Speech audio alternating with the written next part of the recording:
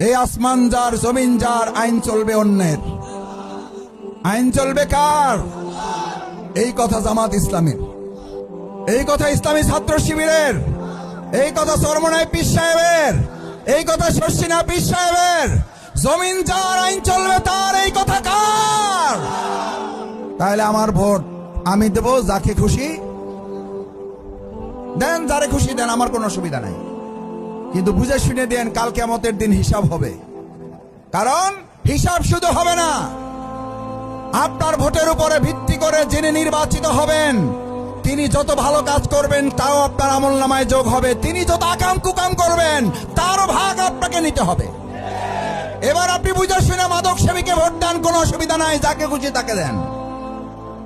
এবার আপনি চাঁদাবাজকে দেন, কোনো অসুবিধা নাই, যত চাঁদা তুলবে সব চাঁদার পাপের ভাগ আপনাকে নিতে হবে। রাজি আছেন যারা?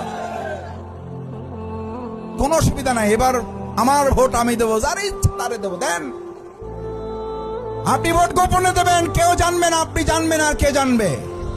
আল্লাহর কাছে জবাব দিয়ে আপনার করতে হবে। শফিকুল ইসলাম মাসুদের কাছে না, জামাত ইসলামের কাছে না, প্রধান উপদেষ্টা র্যাবের কাছে না, গোয়েন্দা তৎপরতার কাছে নয়, করতে হবে কার কাছে?